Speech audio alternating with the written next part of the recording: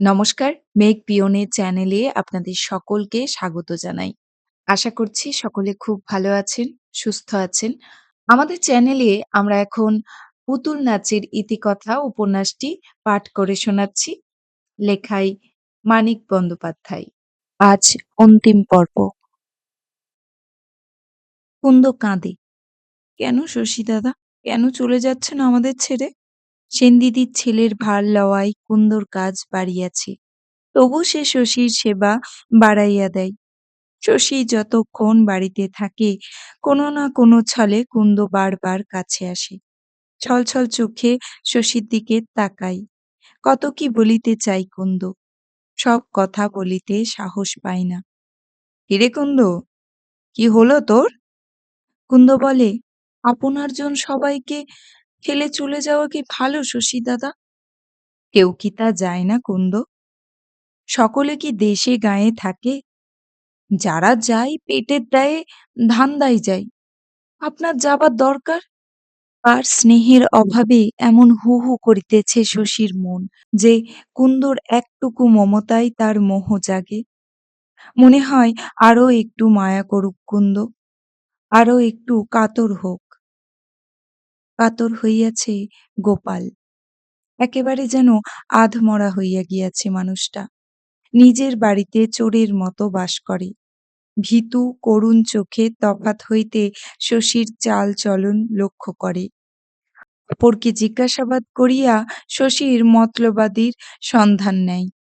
সামনাসামনি শশীর সঙ্গে কথা বলিবার সাহসও গোপাল পায় না। কে জানে কি বলিতে কি বলিয়া বসিবে তার দুরন্ত অবাধ্য ছেলে। কোথায় যাইতে চায় শশী, কি করিতে চায় সঠিক খবর কেহ গোপালকে দিতে পারে না। তবে ব্যবস্থা দেখিয়া সকলে অনুমান করে যে ২-৪-১০ দিনের জন্য সহজ সাধারণ যাওয়া নয়, যাওয়াটা শশীর যাওয়ার মতোই হইবে। তারপর একদিন শশীর চিঠির জবাবে হাসপাতালের চাকরির জন্য দরখাস্তকারীদের মধ্যে একজন গ্রামে আসিয়া পৌঁছিল। নাম তার অমূল্য। শশীর সঙ্গে একই বছর পাশ করিয়া বাহির হইয়াছে। নাম শশীর মনে ছিল না। এখন দেখা গেল শশীর সে চেনা। অমলের সঙ্গে আলাপ করিয়া শশীর ভালো লাগিল। তাছাড়া এই সামান্য চাকুরির দাবি লইয়া উপস্থিত হইলে বন্ধুকে কে ফিরাইতে পারে? লোক বাছিবার আর প্রয়োজন রহিল না। কয়েকদিন পরে পরে যাদের আসিবার জন্য তারিখ দেওয়া হইয়াছিল তাদের বারণ করিয়া চিঠি লিখিয়া দেওয়া হইল। নিজের বাড়িতেই অমূল্যকে একখানা ঘর শশী ছাড়িয়া দিয়া বলিল, একদিন আমার সঙ্গে সঙ্গে ঘুরতে হবে অমূল্য। রোগীদের চিনে সব বুঝে শুনে নেবে। এবার থেকে সমস্ত ভার তোমার। গাঁয়ের যারা তোমায় ডাকবে তাদের অধিকাংশ বড় গরিব। ঘিটা তাচ্ছিল্য করিতে শিখো। যার যা ক্ষমতা নিজে থেকেই দেবে। গাঁয়ের লোক ডাক্তার কবরেজকে ঠকাতে সাহস পায় না। সঙ্গে করিয়া অমূল্যকে সে হাসপাতালে লইয়া গেল।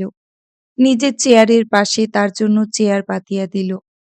একটু মোটাসোটা মানুষ অমূল্য, ধীর শান্ত প্রকৃতি, কিন্তু উৎসাহের অভাব নাই। নিবিড় মনোযোগের সঙ্গে সে শশীর কাজ লক্ষ্য করিয়া দেখিল। হাসপাতালের জিনিসপত্র বাড়ি ঘর দেখিয়া বেড়াইল। নিয়ম কানুনের বিষয়ে প্রশ্ন করিল। মনে হইল এখন হইতে সে যেন গভীর দায়িত্ব বোধ করিতেছে। শশী চলিয়া যাইবে, আর কখনো ফিরিয়া আসিবে না।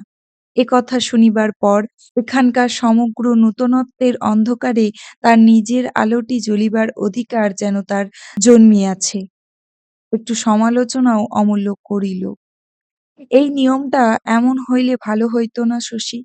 এই ব্যবস্থার বদলে এই ব্যবস্থা। এসব সুলক্ষণ। কাজকর্ম অমূল্য যে ভালোই করিবে তার প্রমাণ। তবু মনে মনে শশীর অকারণে ক্ষোভ জমিতে লাগিল। তার একটা রাজ্য যেন কে বেদখল করিতে আসিয়াছে। কত যত্নে, কত পরিশ্রমে শশী যে গড়িয়া তুলিয়াছে তার এই হাসপাতাল। লোকে যে এটা শশী ডাক্তারের হাসপাতাল বলিয়া জানে। খোঁড়াকাটা কখানা ছুরি আছে হাসপাতালে, তাও শশীর গোনাগাথা। গ্রাম ছাড়িয়া চলিয়া যাইবে জানিয়াও ধীরে ধীরে হাসপাতালটিকে বড় করিয়া তুলিবার কল্পনা সে তো কম করে নাই। দুদিন পরে এখানে কর্তৃত্ব করিবে অমূল্য। হয়তো উন্নতি হইবে, হয়তো অবনতি হইবে, কিছুই শশী দেখিতে আসিবে না। যাওয়ার কথা ভাবিতে ভাবিতে এমন হইয়াছিল শশীর যে সে যেন ভুলিয়া গিয়াছিল কেহ তাহাকে যাইতে বলে নাই, নিজে সে সাধ করিয়া যাইতেছে। এখনো যাওয়া বন্ধ করিলে কেহ তাহাকে কিছু বলিতে আসিবে না। না গেলে তার যে চলিবে না, যাইতে সে যেন বাধ্য। কে যেন গাঁ হইতে তাহাকে তাড়াইয়া দিতেছে, থাকিবার উপায় নাই। যাইতে ক্ষোভই বা কিসের শশীর? কত কাল ধরিয়া কতভাবে সে যে তার যাওয়ার কামনাকে পুষ্ট করিয়াছে। যাওয়ার আয়োজন শুরু করিবার সময় দ্বিধা না করিবার, গাফিলতি না করিবার প্রতিজ্ঞাই বা কোথায় গেল শশীর? অমূল্যের মধ্যে নিজের ভবিষ্যৎ প্রতিনিধিকে দেখিয়াই মনটা এমন বিগড়াইয়া গেল।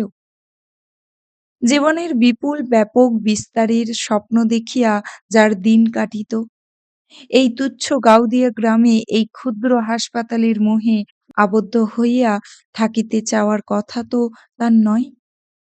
অমূল্যকে দেখিয়া এবং সে কেন আসিয়াছে শুনিয়া গোপাল আরো ভড়কাইয়া গেল। আর সে চুপ করিয়া থাকিতে পারিল না। রাত্রে শশী খাইতে বসিলে কোথা হইতে আসিয়া নীরবে একখানা আসন আনিয়া নিজেই পাতিয়া গোপাল তার পাশে বসিল। পিসি ছুটিয়া জলের গ্লাস দিয়া অদূরে বসিতে যাইতেছিল।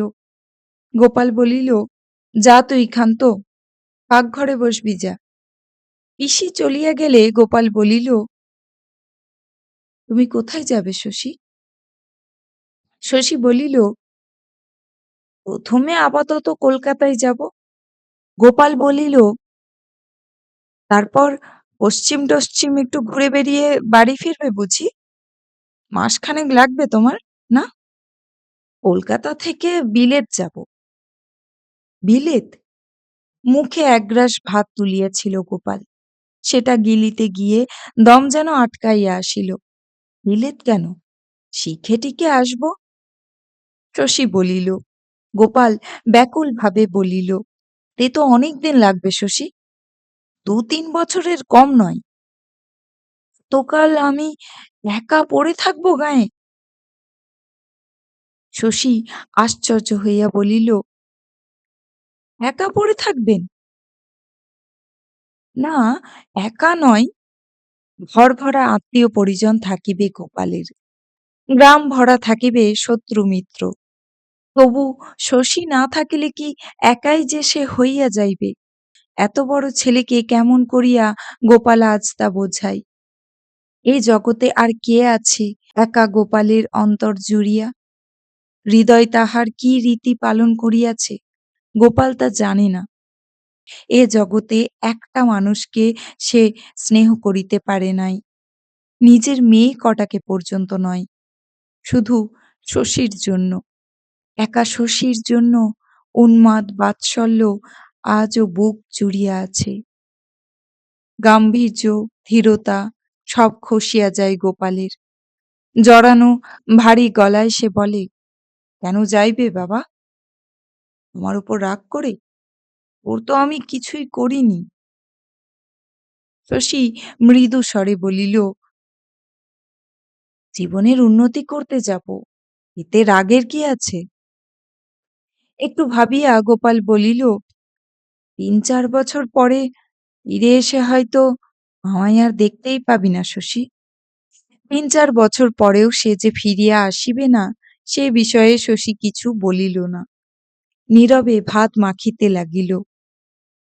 গোপাল আবার বলিল, বুড়ো হলাম, হঠাৎ একদিন যদি মরে যাই, তুইও কাছে না থাকিস, এসব দেখবে শশী?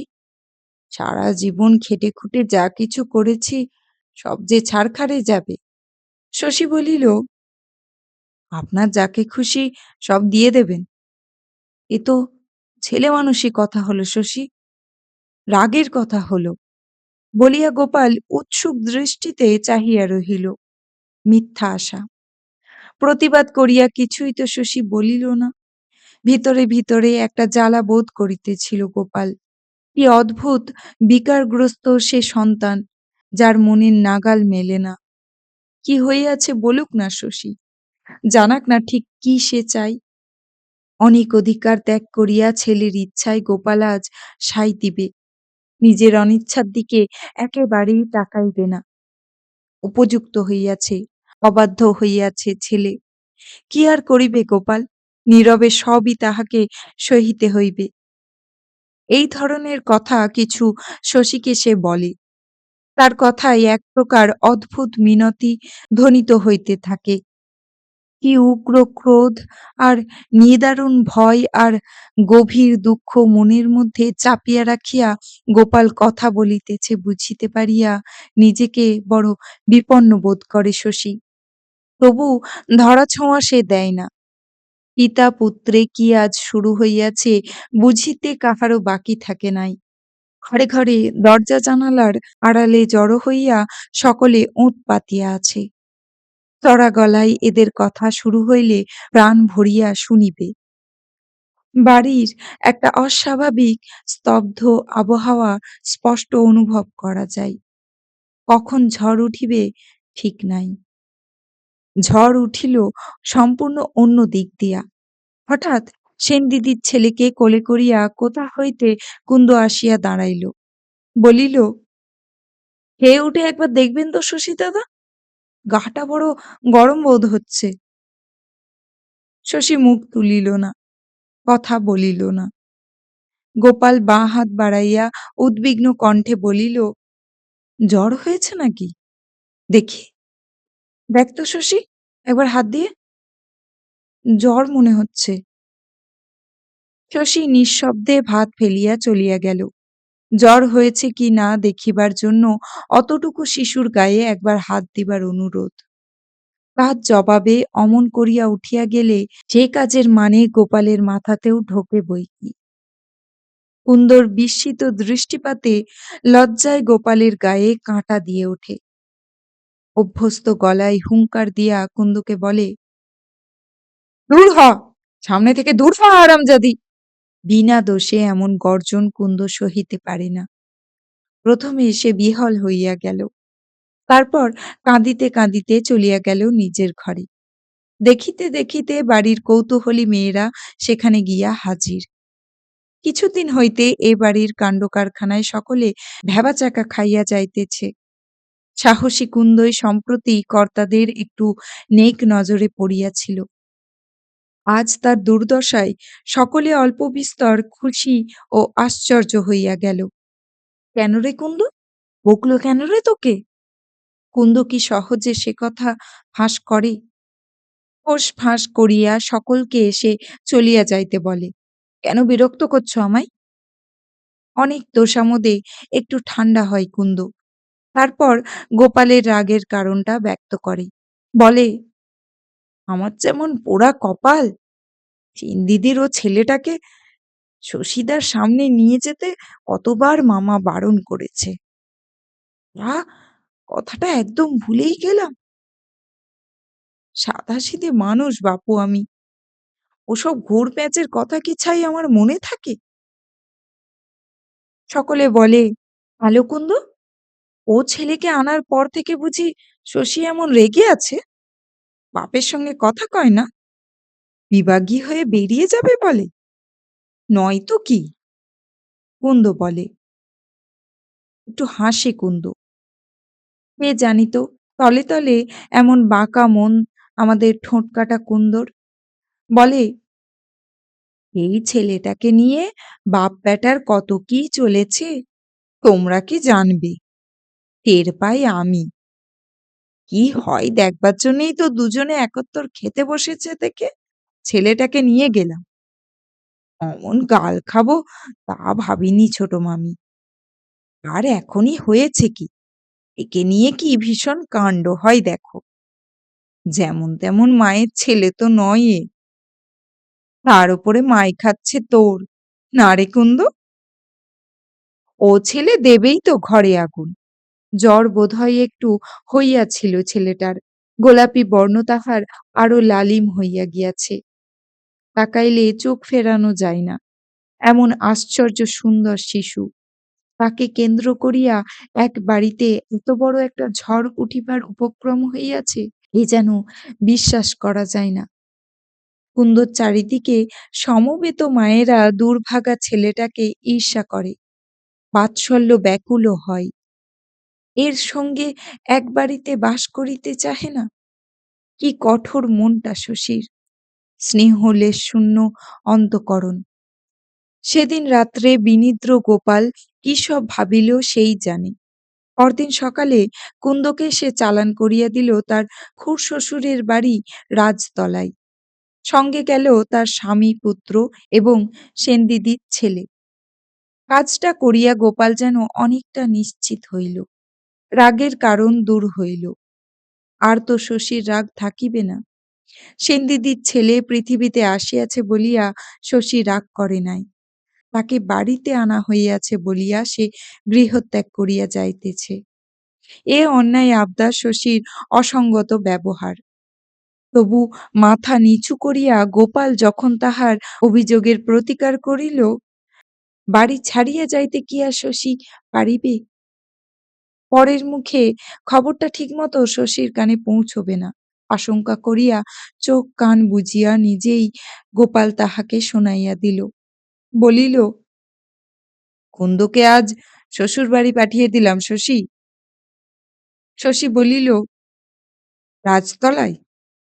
গোপাল বলিল, হ্যাঁ, যামিনীর ছেলেটাকেও ওর সঙ্গে দিয়ে দিলাম। যামিনীর ছেলে প্রসঙ্গ উঠিলে শশী মুখ খোলে না। গোপাল আবার বলিল, কুন্দ এখন ওখানেই থাকবে বলে দিয়েছি, এখানে আসবার ওদের কোনো দরকার নেই। শশীর সঙ্গে ষড়যন্ত্র করিয়াই কাজটা সে যে হাসিল করিয়াছে এমনি ভাবে গলা নামাইয়া গোপাল জবাব বলিল, আসল কথা কি জানিস বাবা, এক ঢিলে দুটো পাখি মেরেছি। কুন্দকেও সরালাম, পরের ছেলে ঘাড়ে করার দায় থেকেও রেহাই পেলাম। যা খুশি করুক গিয়ে এবার, আমি কিছু জানি না। কেঁদে কেটে চিঠি লেখে ২-৪ টাকা পাঠিয়ে দেব, ব্যাস, ফুরিয়ে গেল সম্পর্ক। তাই যদি ইচ্ছা ছিল গোপালের, বিপিনের কাছ হইতে সেনদিদির ছেলের ভার গ্রহণ করিবার তার কি প্রয়োজন ছিল, শশী তা জানিতে চাই নাই। তাই রক্ষা, জবাব গোপাল দিতে পারিত না। শশীকে গোপাল ছাড়িতে পারে না, সেনদিদির ছেলেকে ফেলিতে পারে না। অনেক ভাবিয়া চারিদিক রক্ষা করার জন্য পাকা রাজনীতির মতো সে যে চাল চালিয়াছে, তার সমর্থনের জন্য এরকম দুটো একটা বানানো পাকা কথা না বলিলে চলিবে কেন? ছেলের সঙ্গে তর্ক করিয়া অখণ্ড যুক্তি দাঁড় করানোর জন্য তো এসব বলা নয়। এ শুধু তাকে জানানো যে হার গোপাল মানিয়াছে। ওরে পাথরের পুত্র দেবতা, এবার তুই তোর ভীষ্মের প্রতিজ্ঞা ছাড়। সেনদিদির ছেলেকে সরাইয়া নেওয়ার জন্য শুধু নয়, তাকে ধরিয়া রাখার জন্য গোপালকে এমন উতলা হইয়া উঠিতে দেখিলে হয়তো শশী মত বদলাইয়া ফেলিত। আবার হয়তো বাতিল হইয়া যাইত তাহার গ্রাম ত্যাগের কল্পনা। এখন বড় দেরি হইয়া গিয়াছে। মন তো শশীর কখন চলিয়া গিয়াছে দূরতর দেশে, নবতর জীবনযাপনে। এখন শুধু বোঁচকা ঘাড়ে সেখানে পৌঁছানো বাকি।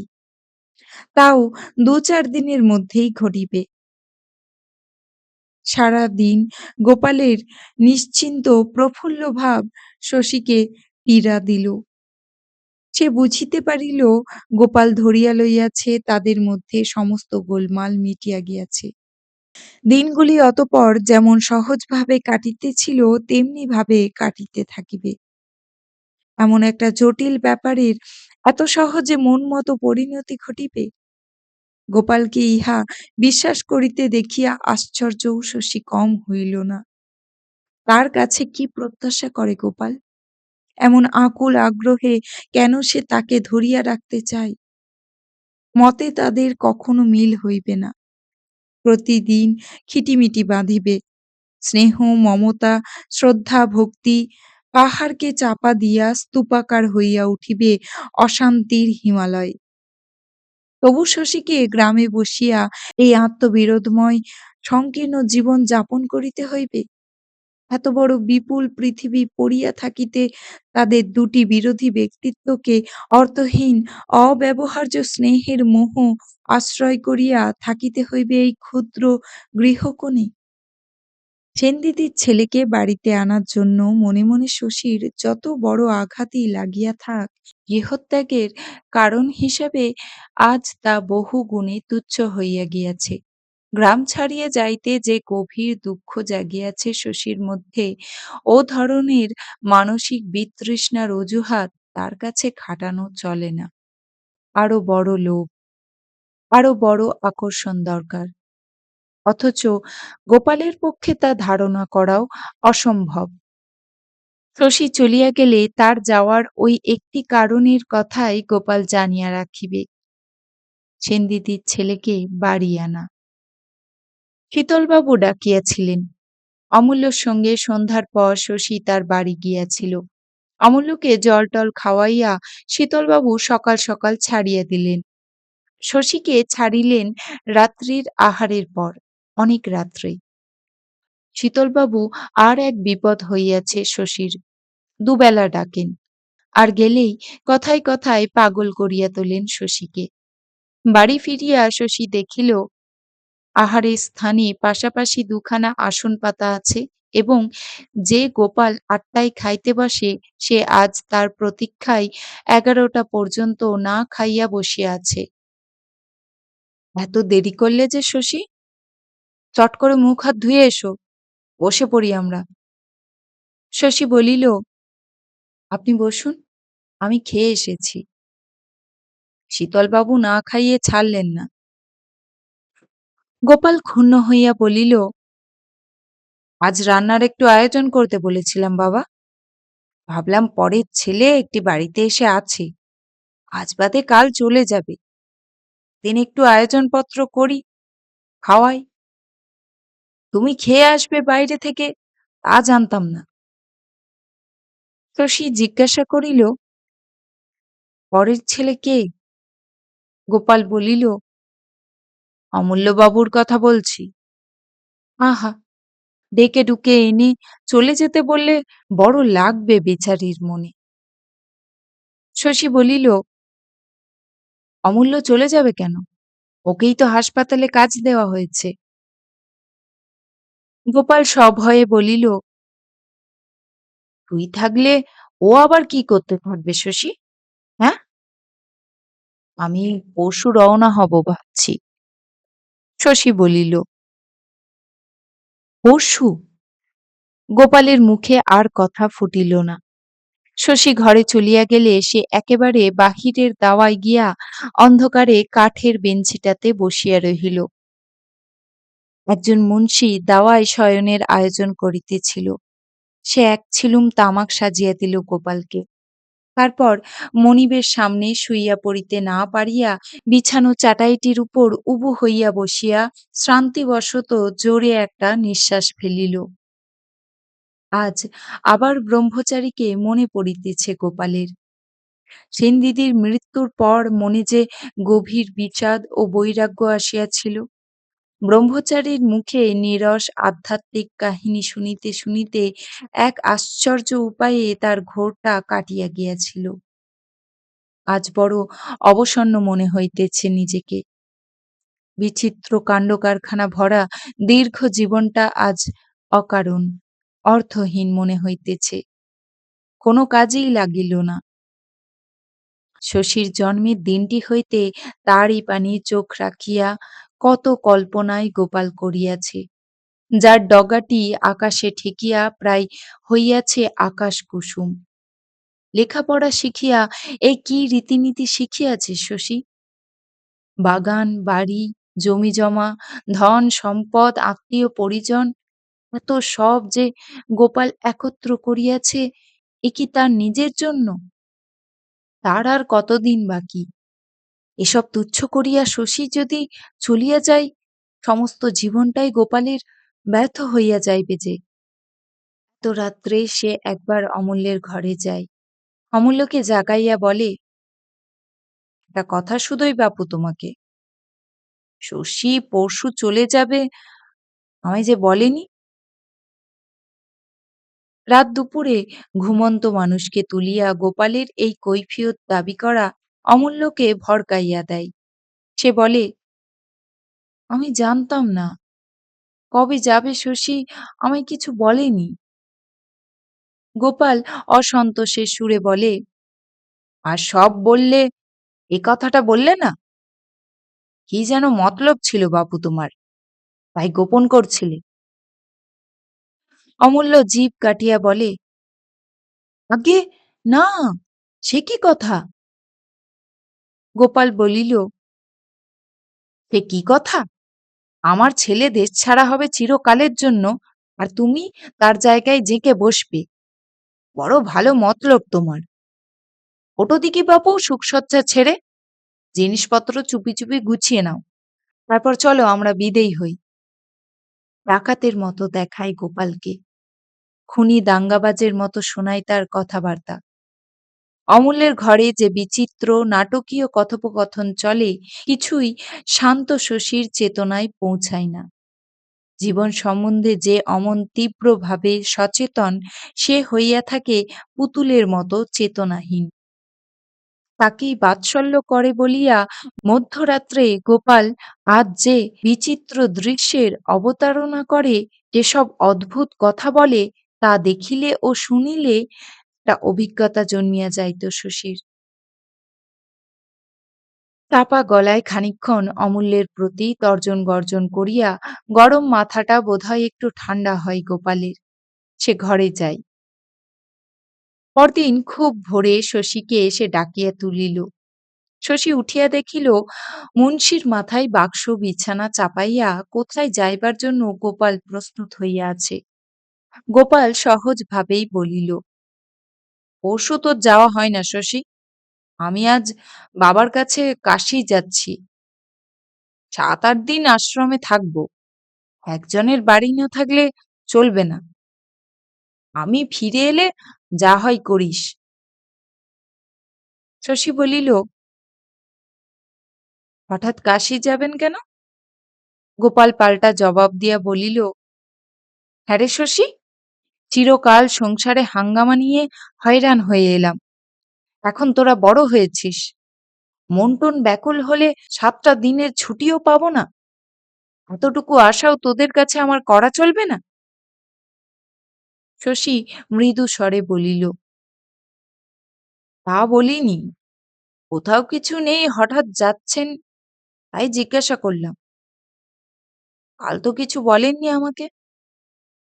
গোপাল দারুণ অভিমান করিয়া বলিল, না যদি থাকতে পারিস তো বল, যাওয়া বন্ধ করি। অদৃষ্টের লেখা কে খণ্ডাবে? শশী বলিল, বেশ তো, আসুন গিয়ে, কদিন পরে গেলেও আমার কোনো অসুবিধা হবে না। গোপালকে শশী প্রণাম করিল। সকাল বেলায় স্বচ্ছ আলোয় দুজনের মুখ দেখিয়া মনে হইল না পিতা পুত্রে কোনো দিন কোনো সামান্য বিষয়েও মতান্তর ছিল। জীবনের গতি দুজনের বিপরীতগামী। সেই যে গেল গোপাল, আর সে ফিরিল না। সংসারী গৃহস্থ মানুষ সে। সমস্ত জীবন ধরিয়া ফল পুষ্প শস্যদাত্রী ভূমিখণ্ড, সিন্দুক ভরা সোনা রূপা, কতকগুলি মানুষের সঙ্গে পারিবারিক ও আরো কতকগুলি মানুষের সঙ্গে সামাজিক সম্পর্ক, দায়িত্ব, বাধ্যবাধকতা প্রভৃতি যত কিছু অর্জন করিয়াছিল, সব সে দিয়া গেল শশীকে। মরিয়া গেলে যেমন সে দিত। কুন্দ কয়েকদিন পরে ফিরিয়া আসিল। রাজতলা হইয়া গোপাল সেনদিদির ছেলেকে সঙ্গে লইয়া গিয়াছে। কুন্দ সোনার হার কিনিবে বলিয়া 200 টাকাও তাহাকে দিয়া গিয়াছে। হয়তো ওটাই ছিল শেষ বাধ্যবাধকতা। কি আর করিবে শশী, এ ভার তো ফেলিবার নয়। গভীর বিষণ্ণ মুখে একে একে যাওয়ার আয়োজনগুলি বাতিল করিয়া দিল। ২ মাসের মাহিনা পকেটে পুরিয়া অমূল্য ফিরিয়া গেল। গাঁয়ে থাকিতে হইলে হাসপাতালে প্রত্যেক রোগীর নাড়ী টিপিতে না পারিলে শশীর চলিবে কেন? কাজ আর দায়িত্ব ছিল জীবনে। কাজ আর দায়িত্বের জীবনটা আবার ভরপুর হইয়া উঠিল। নদীর মতো নিজের খুশিতে গড়া পথে কি মানুষের জীবনের স্রোত বহিতে পারে? জীবনের হাতে কাটা খালে তার গতি, এক অজানা শক্তির অনিবার্য ইঙ্গিতে, মাধ্যাকর্ষণের মতো যা চিরন্তন, অপরিবর্তনীয়। মামলা করিতে শশী বাজিতপুরে যাই। ফিরিবার পথে চোখ তুলিয়া দেখিতে পাই খালের ধারে বজ্রাহত একটা বটগাছ শুকনো ডালপালা মেলিয়া দাঁড়াইয়া আছে। গাওদিয়ার ঘাটে গোবর্ধন নৌকা ভিড়ায়। নন্দলালের পাট জমা করা শূন্য চালাটা প্রায় ভাঙিয়া পড়িয়াছে দেখিয়া শশীর মনে হয় নন্দলালের পাপ জমা করা বিন্দুর দেহটাও হয়তো এতদিনে এমনিভাবে ভাঙিয়া পড়িয়াছে। জোরে আর আজকাল শশী হাঁটে না।